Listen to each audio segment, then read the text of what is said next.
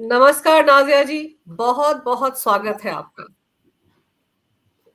वंदे मातरम, भारत माता की जय, हर हर Mahadev. Thank you so much. और मुझे इतना अच्छा लग रहा है आपके इस प्लेटफॉर्म पर बैठने बैठने के बाद मुझे लग रहा है कि मेरा फिर से रीबर्थ हुआ है।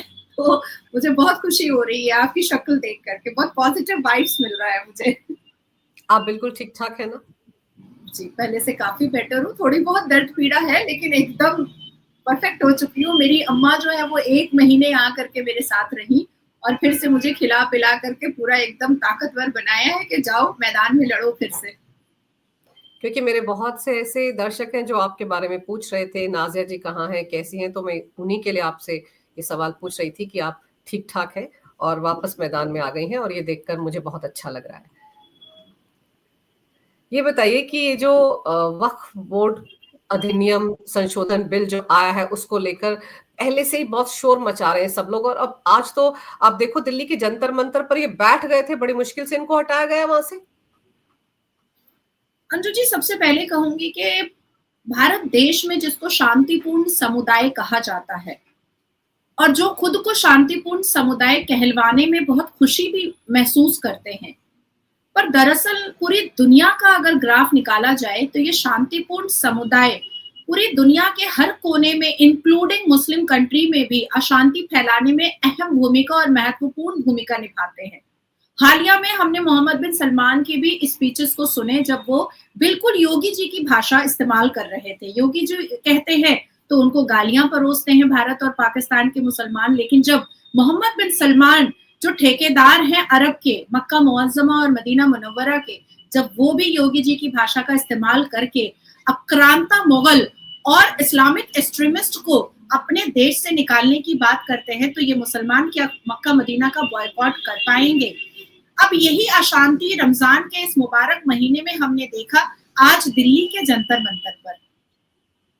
किस तरीके से रमजान के इस मुबारक महीने में खुद तो बदहाल हो ही रहे हैं, साथ साथ मासूम मुसलमानों को भी बदहाल करने की पूरी प्रक्रिया और पूरी कोशिश में लगे हुए हैं। पर पर क्या असदुद्दीन अवैसी जेपीसी के पार्ट नहीं थे? क्या असदुद्दीन अवैसी जेपीसी की हर मीटिंग में नहीं बैठा करते थे? क्या all India Muslim personal law board JPC की हर मीटिंग में अपनी बातों को लेकर के नहीं बैठता था? क्या जेपीसी की हर मीटिंग में all India Muslim personal law board अपने कागजात नहीं दिया करता था? क्या भारत की 28 राज्यों के लोगों को जेपीसी का मेंबर नहीं बनाया गया था? क्या हर एक पार्टी जो भारत में इलेक्शन कमीशन के द्वारा स्थापित की गई है और इलेक्शन कमीशन के स्टैंप पर अपनी पार्टी चला रही है, क्या उनके पद अधिकारियों को, क्या उनके लोगों को जेपीसी का पार्ट नहीं बनाया गया था? बनाया गया था।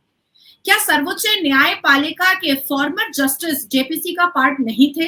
क्या संविधान के जानने वाले जेपीसी का पार्ट नहीं थे? क्या संविधान के द्वारा जजमेंट देने वाले न्यायपालिका के जजेस, रिटायर्ड जजेस जेपीसी का पार्ट नहीं थे? थे, बिल्कुल थे। क्या हिस्टोरिकल जो हिस्टोरियन थे हमारे देश के बड़े-बड़े, क्या वो जेपीसी का पार्ट नहीं थे? थे, बिल्कुल थे। क्या जेपीसी सिर्फ 7 दिन 8 दिन चला? नहीं, 6 महीने चला है।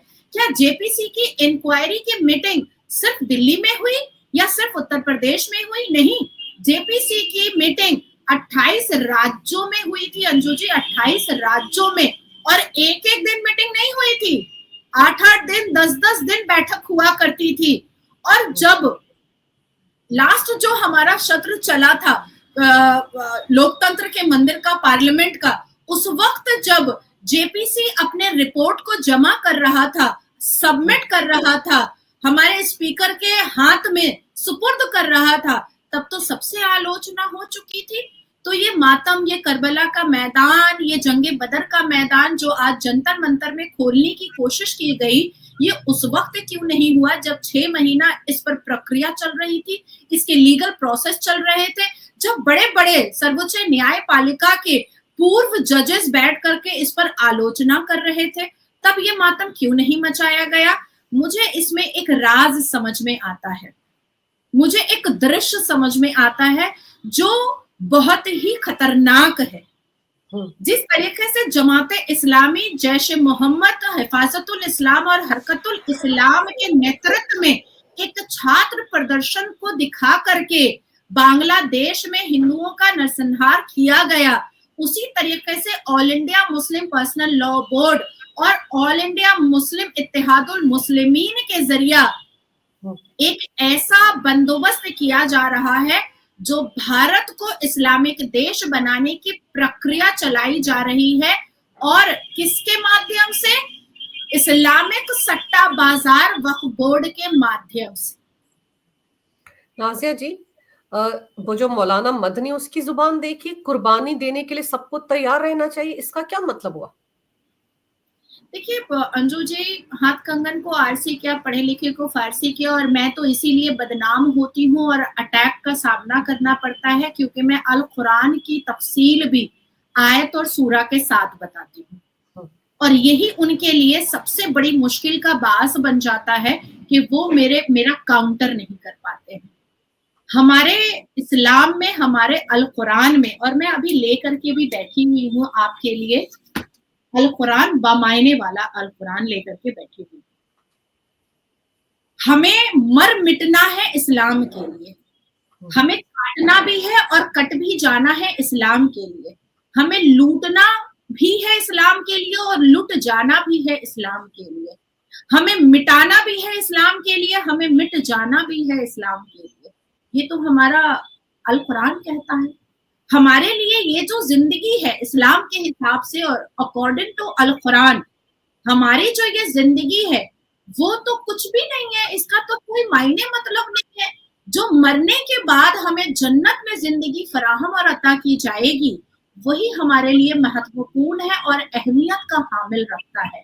तो इसलिए इस धरती पर इस्लाम के नाम पर अगर मैं आपको काट दूं तो काट सकती हूँ, या मैं कट जाऊं तो कट सकती हूँ, मैं आपको मार सकती हूँ काफिर होने पर तो मार सकती हूँ, अगर मर जाऊं तो मर सकती हूँ, क्योंकि यही तो मेरा इस्लाम कहता है।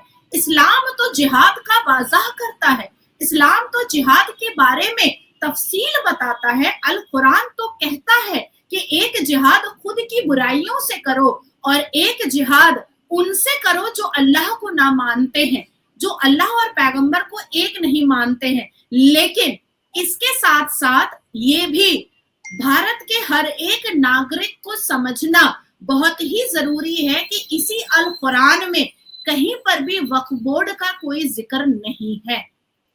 अगर यही एक बहुत इंपॉर्टेंट चीज है कि मैं आपसे ये समझना चाहती हूँ कि वक्फ को लेकर जितना शोर मचाया जा रहा है, क्या कहीं कुरान में इसका जिक्र है? फिर से मैं आपको दिखा रही हूँ कि ये 30 पारा है मेरे हाथ में, ये 30 पारा है मेरे हाथ में, और गाहे बगाहे मैंने अभी 3 दिन पहले भी 2 इस्लामिक स्कॉलर के हिजाब को खोला था नेशनल न्यूज के डिबेट पर और कहा कि आयत नंबर बता दीजिए। अभी 3 दिन पहले वो मेरे ट्विटर पर काफी ट्रेंड भी किया, नहीं बता पाए। और फिर से मैं पूछ रही हूँ, इस भारत देश के असदुद्दीन मीर जाफर जो है, असदुद्दीन अवैसी, रजाकार फौज का आखिरी सिपाहसालार और पाकिस्तानी मुखबिर जो असदुद्दीन अवैसी है, मैं उससे पूछ रही हूँ, और इस देश के all India Muslim personal law board के हर एक हुक्मरान से पूछ रही हूँ कि इसमें वो पारा नंबर और आयत नंबर बताओ जहां पर वक्फ बोर्ड के बारे में जिक्र किया गया है। नहीं है। क्या हमारे भारत देश के संविधान में वक्फ बोर्ड का जिक्र है? नहीं, नहीं, बिल्कुल नहीं है। बल्कि अंबेडकर साहब ने अपने 13 सीरीज की जो बुक लिखी थी उसमें 5th सीरीज की बुक में जाइएगा और 11th सीरीज की बुक में जाइएगा तो उन्होंने कहा था कि जिस तरीके से अखंड भारत के मुसलमान अभी वोट करके पाकिस्तान बनवा रहे हैं, उसी तरीके से एक दिन आएगा कि फिर से ये वोट करेंगे और फिर से ये भारत का विरोध करके फिर से एक इस्लामिक देश बनाने की कोशिश में लग जाएंगे। भारत के माइनॉरिटीज पर कभी भी विश्वास ना किया जाए, ये अंबेडकर साहब ने अपनी किताब में लिखा है, ये मैं नहीं बोल रही हूँ, ये अंबेडकर साहब ने अपनी किताब में लिखा है कि भारत के मुसलमानों पर विश्वास ना किया जाए। अब आता है तीसरा हिजाब, मैं आपको खोलती हूँ कि ये प्रदर्शन आज जंतर मंतर पे क्यों बैठा, कि अमेंडमेंट नहीं होना चाहिए। हालांकि I am still stuck with my earlier statement कि वक्फ बोर्ड में संशोधन की जरूरत नहीं है, इसको इरेज और वैनिश करने की जरूरत है, क्योंकि ना ये कुरान में है ना ये संविधान में है। लेकिन मैं केंद्र की सरकार को इज्जत देते हुए और मैं मुसलमानों से ये पूछना चाहती हूँ और all India Muslim personal law board से ये पूछना चाहती हूँ कि संशोधन 1923 में हुआ, 1954 में हुआ, 1995 में हुआ, 1991 में हुआ, 2013 में हुआ। 1995 की बुक भी मैं लेकर के बैठी हूँ, 1991 की बुक तो सभी लेकर बैठते हैं, 1923 की भी बुक आपको अमेज़न पे मिल जाएगी, 1954 की बुक भी आपको अमेज़न पे मिल जाएगी, 1991 की बुक भी आपको अमेज़न पे मिल जाएगी, 2013 में भी जो कांग्रेस ने वोट लेने के चक्कर में 123 बड़ी प्रॉपर्टी दिया था और अमेंडमेंट किया था, वो भी आपको अमेज़न पे मिल जाएगी। अब आती है बात कि जब 5 बार 6 बार अमेंडमेंट हो सकता है तो फिर 2025 में क्यों नहीं हो सकता? और अमेंडमेंट ही तो है, कोई हटाया नहीं जा रहा है, खत्म नहीं किया जा रहा है। उस वक्त 2013 में जब आपको प्रॉपर्टी मिल रही थी तब आपने शोर नहीं मचाया, लेकिन अब जब उसको बेहतर बनाया जा रहा है, गरीब और ऐसे मुस्लिम जो पिछड़े हुए हैं उनकी भलाई के लिए अगर उसमें अमेंडमेंट किया जा रहा है तो कितनी हाय तौबा मच रही है। और कांग्रेस के नेता भी नाजिया जी आज पहुंचे हुए थे जंतर मंतर में, सलमान खुर्शीद वहां पहुंचे हुए थे, वो इमरान मसूद जो पीएम मोदी को लेकर किस किस तरह की टीका टिप्पणियां करता है वो भी वहां पहुंचा हुआ था। अंजू जी, ये मेरे लिए बहुत दुर्भाग्य की बात है कि मैंने सलमान खुर्शीद के साथ काम किया है। मैंने उनसे सीखने की कोशिश की थी अपने अर्ली एज के वक्त में, कानून समझने की कोशिश की थी। और जैसे ही मुझे समझ में आया कि ये वकील कम संविधान अपने हाथ में रखते तो जरूर हैं, पर इनके दिमाग की हर नसों में इस्लाम घूमता रहता है और वो भी पाकिस्तानी इस्लाम, मैं खामोशी से वहां से हट गई। ये मेरे लिए बहुत बड़े दुर्भाग्य की बात है और इसको मैं एक्सेप्ट करती हूँ। मैं चौथा हिजाब आपके सामने खोलना चाहती हूँ, all India Muslim personal law board का। अगर वाकई में ये वक्फ बोर्ड की किताब वाकई में संवैधानिक तरीके से लिखी गई है तो 1947 के बाद से जितने भी वकील बने हैं आज तक 2025 तक, उनको ये क्यों नहीं पढ़ाया गया? चलिए ठीक है, मैं 1947 पर नहीं चाहती हूँ, लेकिन 1923 से तो पढ़ाया जा सकता था। आज भी आप एलएलबी के सारे स्टूडेंट से पूछिए कि क्या उनके सिलेबस में है ये, क्या वो पढ़ते हैं ये, क्या इनकी धाराएं उनको पता है, क्या इनके सेक्शंस उनको पता है, क्या संविधान की किताब का कोई महत्व वक्फ बोर्ड के ट्रिब्यूनल में होता है, क्या संविधान के आर्टिकल, सेक्शन और सबसेक्शन को के माध्यम से वक्फ बोर्ड के ट्रिब्यूनल पर बहस किया जा सकता है? नहीं। तो ये कौन सा ये भारत का अंग है? ये वक्फ बोर्ड ये तो भारत का कोई अंग ही नहीं है। आपने मुसलमान देश की बात कही है, एक मुसलमान देश मुझे बताइए सबसे ज्यादा लफंदरबाज मुसलमान असदुद्दीन अवैसी, वो तो सबसे बड़ा जो फॉलोअर है वो जिन्ना का है और पाकिस्तान का है। तो क्या पाकिस्तान में वक्फ बोर्ड है? है? नहीं है। अरब, अब मैं डायरेक्ट मक्का मुअज्जमा और मदीना मुनव्वरा पर जाती हूँ।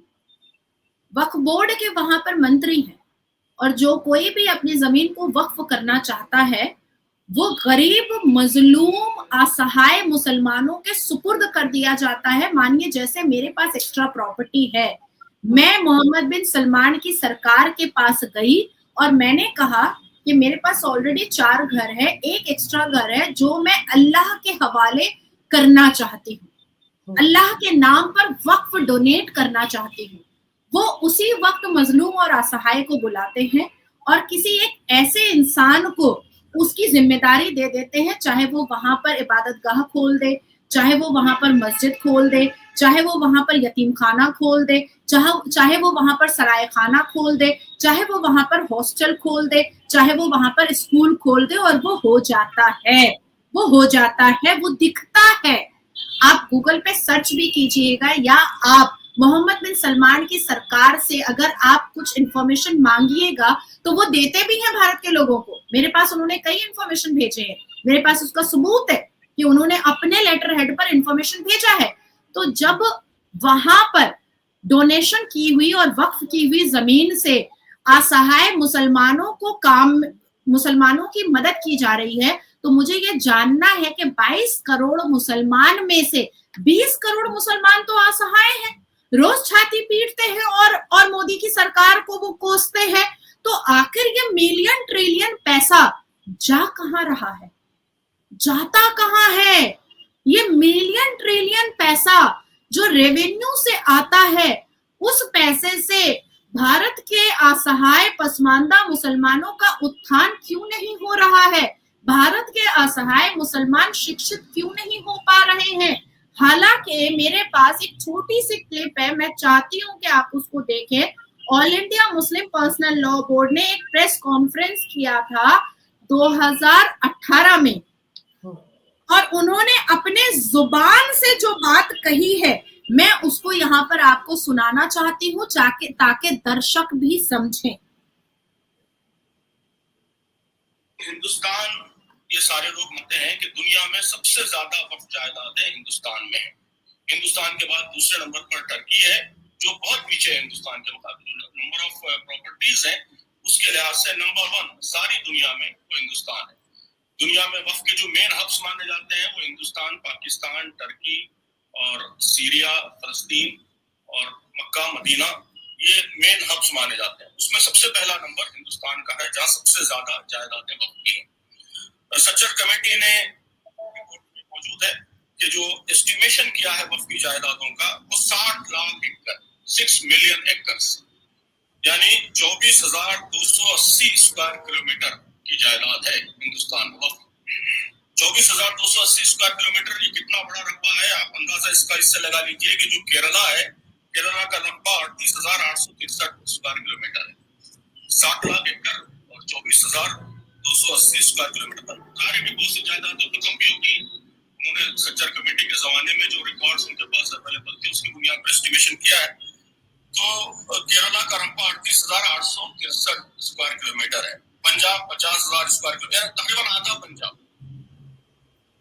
पंजाब ये हिंदुस्तान में वक्फ की जायदाद है। तो उतना बड़ा एक पूरे स्टेट उससे बन सकता है। और कहा जाता है कि हिंदुस्तान में सबसे ज्यादा जमीनें वो आर्म फोर्सेस के पास है, फौज के पास, और दूसरे नंबर पर रेलवे है और तीसरे नंबर पर वक्फ।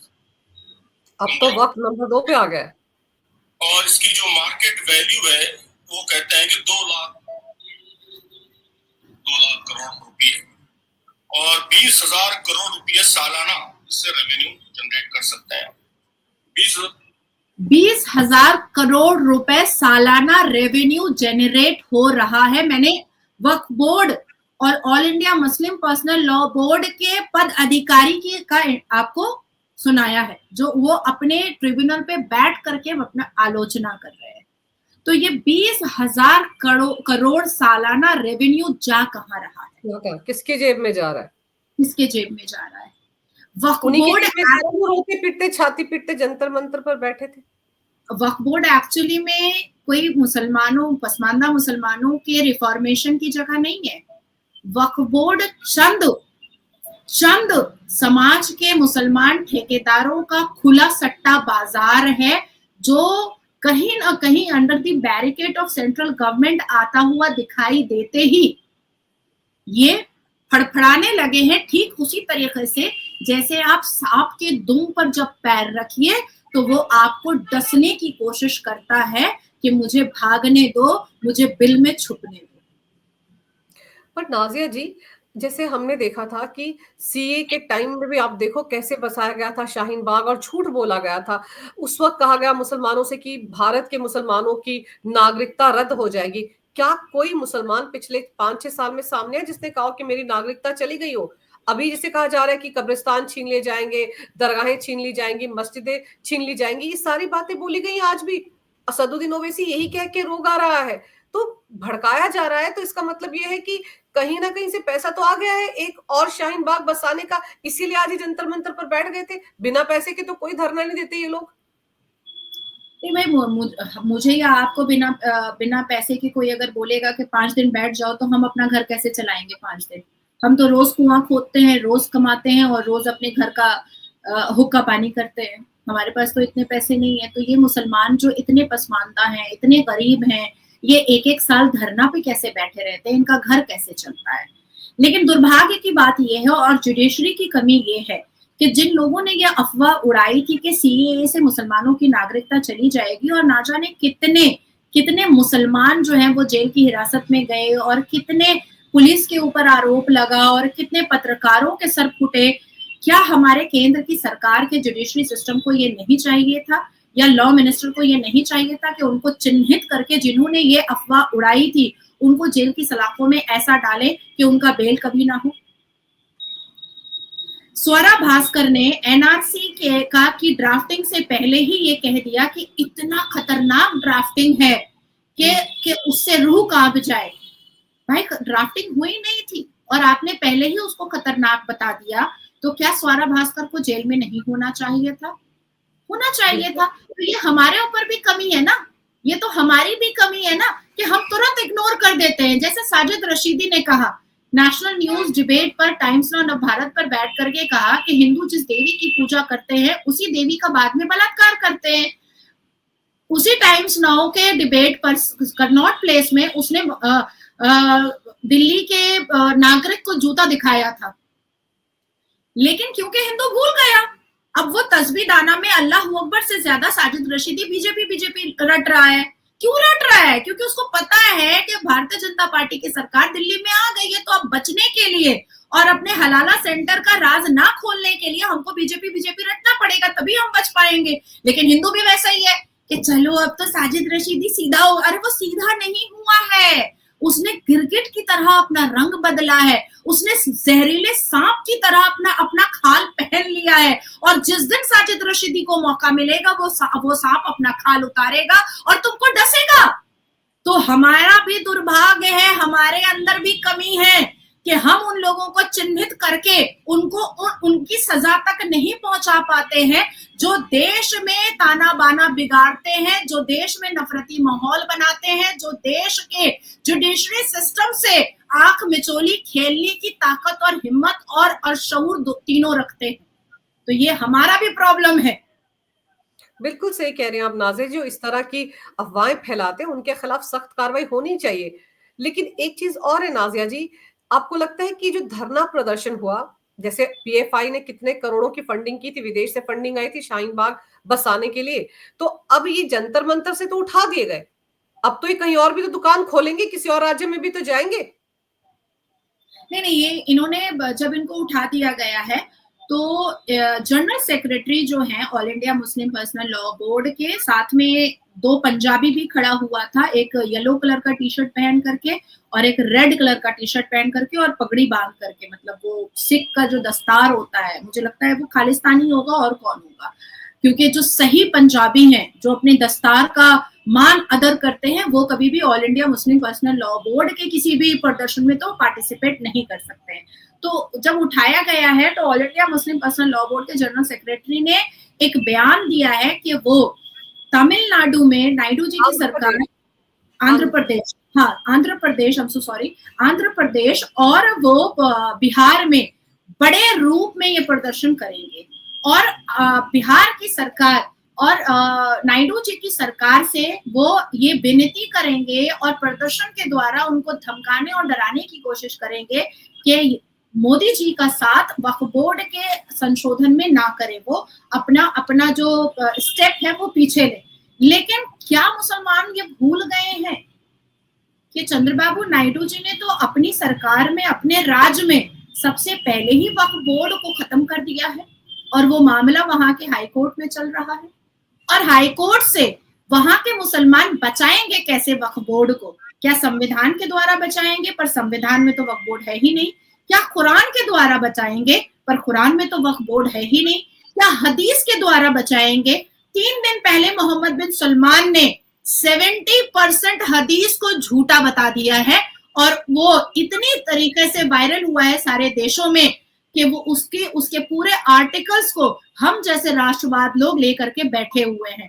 अब आती है तीसरी बात कि वक्फ बोर्ड अब नहीं बच सकता और वक्फ बोर्ड में संशोधन अब नहीं होना चाहिए, वक्फ बोर्ड में ताला लगना चाहिए, क्योंकि ये इस्लामिक सट्टा बाजार चंद लोगों के फायदे के लिए और चंद लोगों के मलाई चाटने के लिए पसमानदा मुसलमान भी अब बर्दाश्त नहीं करेगा और संवैधानिक मुसलमान भी अब बर्दाश्त नहीं करेगा। ये कोई वक्फ बोर्ड नहीं है, ये इस्लामिक सट्टा बाजार है जिस पर ताला लगना निहायत ही जरूरी है।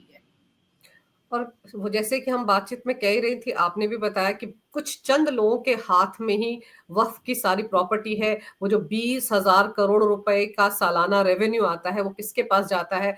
तो कहा तो ये भी जाता है ना, ओवैसी आधा हैदराबाद तो ओवैसी के पास है वक्फ के नाम पर, वहां जो प्रॉपर्टी ओवैसी के पास है, 3,000 करोड़ की प्रॉपर्टी उसके पास है। इसीलिए सबसे ज्यादा पेट में दर्द ओवैसी की ही हो रही है। लेकिन अब देखते हैं जी, अब अवेसी और all India Muslim personal law board में जितने भी हुक्मरान हैं, मेंबर छोड़ दीजिए, जितने भी हुक्मरान है वो मेंबर भी बेचारे सिर्फ वो मलाई का जो बचा हुआ रहता है, पार्ट जला हुआ, सिर्फ वही खा रहे हैं। जो मेन मलाई है वो असदुद्दीन अवेसी ने चाटा है, खाया है, और all India Muslim personal law board के हुक्मरान ने खाया है। एक चीज, एक हिजाब और मैं खोलूंगी कि ये जो धरना प्रदर्शन आज जंतर मंतर से स्टार्ट हुआ है, अगर इसको एनआईए के जरिया सही से इन्वेस्टिगेशन कराया जाए तो इसका पैसा पाकिस्तान से आया है। ये बात मैं पूरे चैलेंज के साथ और दावे के साथ आपको कह रही हूँ कि इस पर एनआईए का जांच स्टार्ट करना चाहिए, दिल्ली की सरकार को भी और केंद्र की सरकार को भी, कि ये पैसा आ कहां से रहा है। क्योंकि जो मुसलमान फितरा, ज़कात और भीख खा खा करके मदरसा खोलता है, मजार चलाता है, मस्जिदें रेनोवेशन करवाता है और दिन रात छाती पीटता है कि हम शांतिपूर्ण समुदाय बहुत भिखारी हैं, तो इनके पास ये अलग अलग राज्यों में महंगी महंगी शेरवानी और बड़े बड़े स्टेज का प्रदर्शन करने का पैसा आ कहां से रहा है। और चलते चलते आपको ये भी याद दिला दूं कि पाकिस्तान में एक लाल टोपी वाले हैं जिनका एक वीडियो बड़ा वायरल हो रहा है, जो फरमा रहे हैं कि अरे बहुत जल्द हिंदुस्तान पर कब्जा कर लिया जाएगा, मुसलमान काफिरों पर कब्जा कर लेंगे, उसके बाद हिंदुस्तान रहेगा ही नहीं। इस तरह की बयानबाजी कर रहे थे। तो उनका भी तो इंटरेस्ट है ना इस तरह के धरने प्रदर्शन में। इस पर मैं सिर्फ आपको एक ही बात कहूंगी, हाँ, फंडिंग तो पाकिस्तान से आती ही है। देखिए, मुस्लिम इत्तेहादुल मुस्लिमीन किसका है? वो तो पाकिस्तान का ही है। उसमें ऑल इंडिया लगा करके असदुद्दीन अवैसी ने पूरे देश को बेवकूफ बनाया है, पूरे देश को गधा बनाया है। लाल टोपी वाले के लिए मैं सिर्फ एक ही गालिब की का शेर है, दिल बहलाने के लिए ख्याल अच्छा है गालिब। हम तो पीओके लेने के लिए पूरे तैयार हैं। कोई अज्ञात हमलावर जाता है, सबके सीने और छाती पर गोली ठोक कर आता है, ये लाल टोपी वाला हिजड़ा उसको नहीं पकड़ पाता है और ये लेगा भारत। भारत में हम जैसी शेरनियां अभी हैं। बिल्कुल सही कह रही हैं आप। और मुझे ये लग रहा है कि जैसे आपने कहा ना, आंध्र प्रदेश और बिहार में जाकर ये all India Muslim personal law board हो सकता है फिर से कोई धरना प्रदर्शन करे। अभी शायद फंडिंग नहीं आई होगी, इसीलिए आज जल्दी से उठ भी गए, उठा भी दिए गए, क्योंकि अब साफ है कि दूसरा शाहीन बाग नहीं बसा पाएंगे। कोशिश तो ये यही कर रहे हैं, लेकिन अब देखते हैं इस मसले पर केंद्र सरकार का क्या रुख रहता है। बिल तो पास हो ही जाएगा, उसे तो कोई रोक ही नहीं सकता है, भले ही कितना शोर मचा ले। लेकिन जितना ये शोर मचा रहे हैं नाज़िया जी, उतनी ही इनकी पोल पट्टी खुल रही है, उतना ही लोगों को पता चल रहा है कि वक्फ बोर्ड है क्या और इसकी प्रॉपर्टी कायदे से किसके पास है। आपने समय निकालकर बहुत ही महत्वपूर्ण जानकारी मेरे दर्शकों को दी नाज़िया जी, आपका बहुत बहुत धन्यवाद। नमस्कार, भारत माता की जय हो, वंदे मातरम और जय श्री राम। जय श्री राम, नमो पार्वती पतय, हर हर महादेव। हर हर महादेव।